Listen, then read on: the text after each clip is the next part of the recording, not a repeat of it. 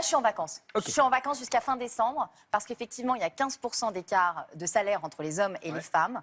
Et donc là, à partir d'aujourd'hui, 16h34 et 7 secondes, pour rien. voilà, là, je devrais être en vacances parce que les D'accord. 38 jours ouvrés, 0,02 ouvrés qui restent jusqu'à la fin de l'année, en fait, ne nous sont pas payés. D'accord. Si nous étions des hommes, nous continuerions à gagner nos vies, ce qui n'est pas le cas aujourd'hui. Alors, ce que ne dit pas ce collectif, c'est qu'effectivement, il y a des différences entre les bas salaires et les hauts salaires. Si vous êtes à bas salaire, il y a 8% d'écart seulement entre hommes et femmes. À haut salaire, on arrive à 35%.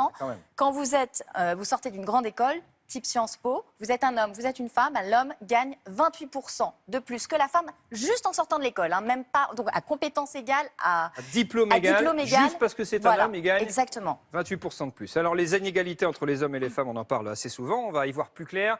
Voici 5 trucs à savoir sur les inégalités hommes-femmes au travail avec François Rousseau.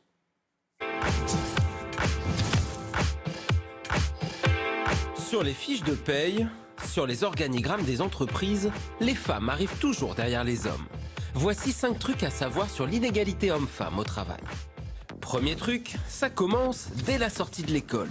Les filles ont de meilleures notes et réussissent mieux que les garçons, mais une fois arrivées sur le marché du travail, terminé, ces messieurs raflent la mise. C'est consternant, c'est juste ridicule. Aux yeux des personnes, on est un peu moins intelligent.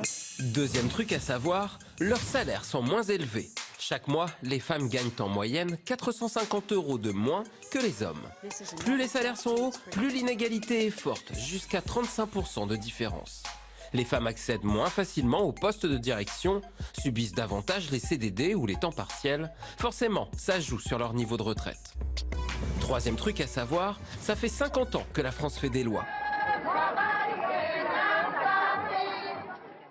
Rappelez-vous, ce n'est qu'en 1965 que les femmes ont eu le droit de travailler sans avoir à demander la permission du mari.